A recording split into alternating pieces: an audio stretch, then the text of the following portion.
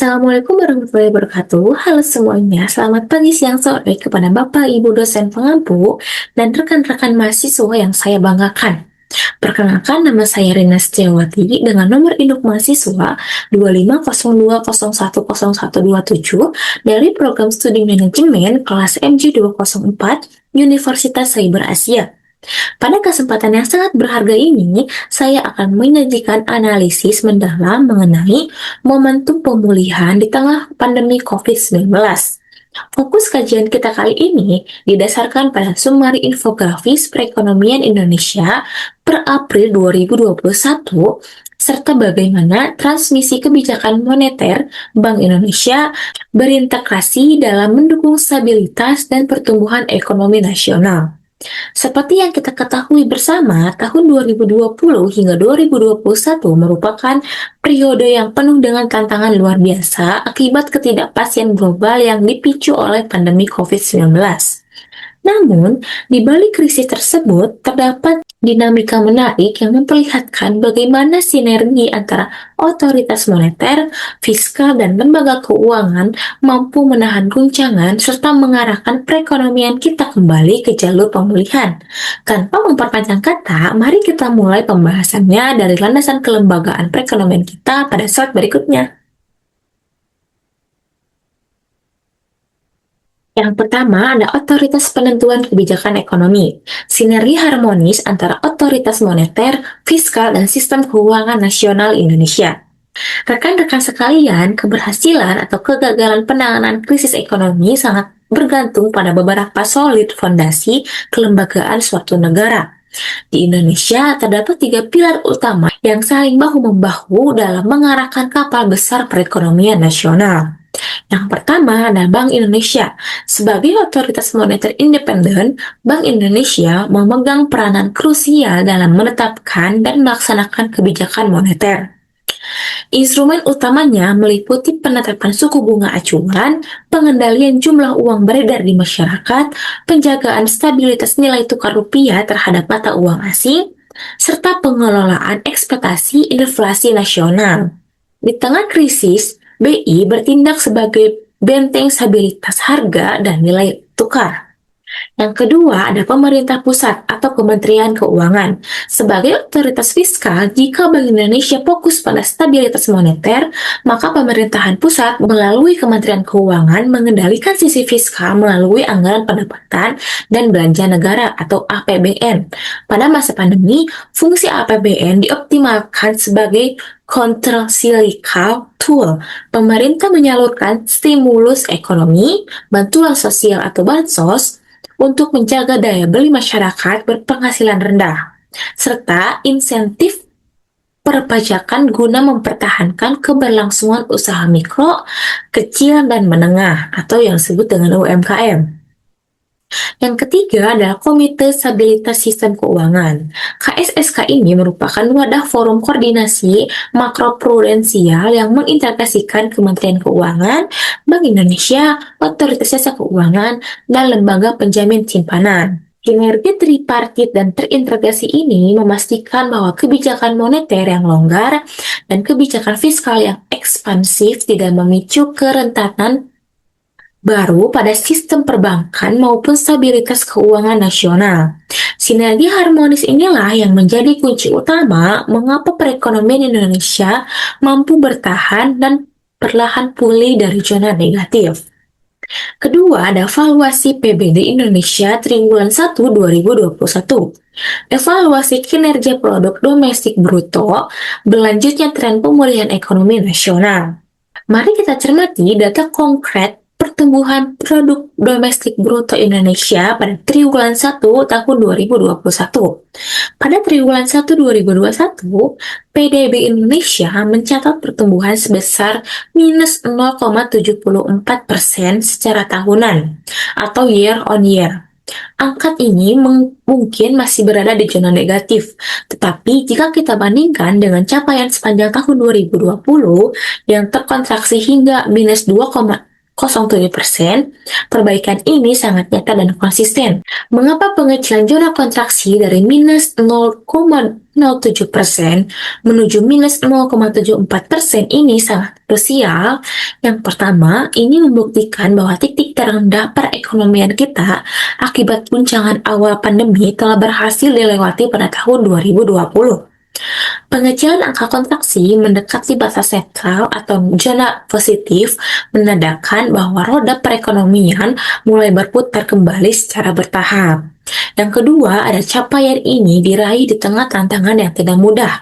Pada awal 2021, pemerintah masih menerapkan pembatasan kegiatan masyarakat atau PPKM untuk menekan laju penyebaran virus. Namun, fleksibilitas dunia usaha dan efektivitas intervensi stimulus, pemerintah berhasil menahan kejatuhan ekonomi lebih lanjut. Pemulihan ini memicu optimisme bahwa Indonesia sedang melangkah dengan kurva pemulihan berbentuk V yang sehat dan berkelanjutan. Sekarang, mari kita bedah lebih dalam mengenai faktor-faktor apa saja yang mendorong perbaikan PDB tersebut, baik dari sisi pengeluaran maupun sisi lapangan usaha. Dari sisi pengeluaran, kita melihat 4 pilar utama. Yang pertama ada ekspor barang dan jasa, melesat hingga plus 6,74%. Ekspor menjadi pahlawan dan penggerak utama penyelamat ekonomi Indonesia pada periode ini. Lonjakan tinggi sebesar 6,74% ini didorong oleh pemulihan ekonomi global yang cepat, terutama dari mitra dagang utama kita seperti Tiongkok dan Amerika Serikat yang memicu tingginya permintaan dan harga komoditas unggul nasional. Yang kedua, ada konsumsi pemerintah, tumbuh positif hingga 2,90%.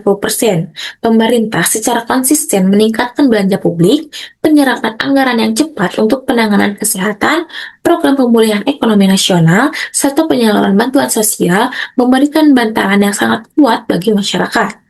Selanjutnya ada investasi atau PMTB yang sebesar minus 0,23% dan konsumsi rumah tangga di angka minus 2,96%.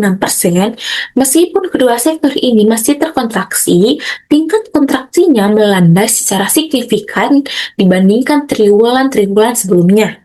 Melandainya kontraksi konsumsi rumah tangga menandakan kepercayaan masyarakat untuk kembali beraktivitas dan berbelanja mulai pulih secara perlahan. Sementara itu, dari sisi lapangan usaha, pertumbuhan tertinggi dipimpin oleh sektor informasi dan komunikasi. Akselerasi transformasi digital akibat pembatasan fisik mendorong lonjakan penggunaan internet, layanan e-commerce, serta teknologi finansial. Sektor pertanian juga tetap berdaya tahan positif sebagai penyedia bahan pangan utama masyarakat. Bisa kita lihat bahwa pertumbuhan ekspor yang melonjak tinggi menjadi penggerak utama penyelamat ekonomi nasional, didukung oleh daya tahan konsumsi pemerintah yang menyalurkan bansos. Tingkat pemulihan ekonomi sektor real tentu tidak lepas dari stabilitas sektor keuangan domestik. Mari kita tinjau 3 indikator utama per awal April 2021. Yang pertama yaitu nilai tukar rupiah. Per 8 April 2021, kurs rupiah berada pada level 14.530 perak per dolar Amerika Serikat. Di tengah dinamika pasar keuangan global yang bergelonjak akibat penyesuaian kebijakan di negara maju, rupiah terbukti memiliki resiliensi yang tinggi dan tetap berada dalam level yang realistis serta mendukung daya saing ekspor. Yang kedua, ada arus modal non-residen. Pada periode pengamatan 5 hingga 8 April 2021, pasar keuangan Indonesia mencatat aksi beli bersih oleh investor asing sebesar 2,34 triliun. Masuknya aliran modal asing ini merupakan bukti nyata tingginya kepercayaan investor internasional terhadap prospek pemulihan makroekonomi Indonesia. Dan yang terakhir ada imbal hasil. Surat berharga negara 10 tahun yield SBN 10 tahun terjaga stabil di level 6,39%. Kestabilan imbal hasil ini mencerminkan persepsi risiko investasi Indonesia yang terkendali, sehingga biaya penerbitan utang pemerintah tetap efisien untuk mendanai APBN. Selanjutnya, kita membahas stabilitas harga dan inflasi. Inflasi indeks harga konsumen atau IHK pada April 2021 tercatat sangat rendah dan terkendali, yaitu sebesar 0,13% secara bulanan. Jika kita bedah berdasarkan tiga komponen pembentukannya, yang pertama adalah inflasi inti atau core inflation, yaitu 0,14%. Inflasi inti tetap stabil dan mencerminkan daya beli masyarakat yang mulai terjaga. Peningkatan terbatas ini didorong oleh kenaikan permintaan musiman menjelang bulan suci Ramadan dan Hari Raya Idul Fitri, khususnya pada komoditas pakaian dan emas perhiasan. Yang kedua ada administrated price atau harga yang diatur pemerintah, yaitu sebesar 0,11%. Komponen ini mengalami inflasi yang sangat rendah. Meredamnya inflasi sektor ini dipicu oleh kebijakan pemerintah yang menahan penyesuaian tarif energi, serta hanya adanya penyesuaian terbatas pada cukai hasil tembakau. Lalu selanjutnya ada harga pangan bergejolak, yaitu 0,15%. Komponen ini mengalami pelambatan laju kenaikan harga yang sangat menggembirakan berkat pasokan bahan pangan yang melimpah akibat masuknya masa panen raya untuk komoditas beras dan hortikultura. Harga-harga bahan pokok di pasar tetap terjangkau oleh masyarakat. Kestabilan inflasi IHK ini sepenuhnya berada dalam kisaran sasaran target Bank Indonesia, yaitu 3,0% atau kurang lebih dari 1%. Bapak, Ibu, dan rekan-rekan sekalian, pertanyaan krusialnya adalah bagaimana kebijakan moneter Bank Indonesia secara konkret berdampak pada pertumbuhan PBB real? Jawabannya terletak pada mekanisme transmisi moneter melalui dua jalur utama. Jalur pertama yaitu jalur nilai tukar atau kurs. Kebijakan stabilitas kurs yang dilakukan Bank Indonesia menjaga nilai tukar rupiah berada pada kisaran yang stabil dan kompetitif. Kepastian nilai tukar ini menekan ketidakpastian bagi para eksportir dan importir. Hasilnya, produk-produk ekspor Indonesia memiliki daya saing tinggi di pasar global, yang langsung memicu lonjakan komponen ekspor sebesar plus 6,74% dan menyelamatkan PDB dari kontraksi yang lebih dalam. Jalur 2 yaitu jalur ekspektasi inflasi. Kredibilitas kebijakan moneter Bank Indonesia dalam menjaga inflasi tetap rendah di level 0,13%, berhasil menjangkarkan ekspektasi inflasi masyarakat dan pelaku usaha. Ketika masyarakat yakin harga barang tidak akan melonjak secara liar, tingkat kepastian pasar meningkat. Hal ini menjaga daya beli real masyarakat, sehingga konsumsi rumah tangga dan minat investasi bertahan serta membaik. Sebagai penutup, dari seluruh rangkaian analisis ini dapat kita simpulkan 3 poin kunci, yaitu resiliensi pemulihan ekonomi.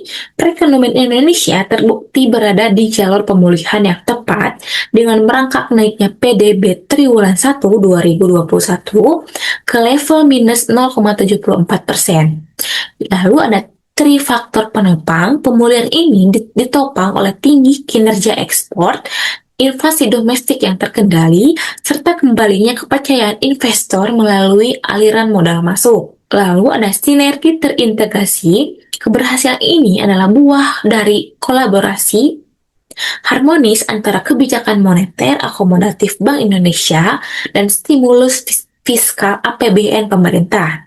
Seluruh analisis ini disusun dengan mengacu pada berita resmi statistik BPS, laporan kebijakan moneter Bank Indonesia, laporan APBN kita Kementerian Keuangan, serta literatur makroekonomi teruji secara karya N. Georgani Mangkiu and Predict S. Maskin. Demikian presentasi yang dapat saya sampaikan. Terima kasih atas perhatian Bapak Ibu dosen dan rekan-rekan sekalian. Semoga pemaparan ini bermanfaat bagi kita semua. Salam sehat dan sukses selalu.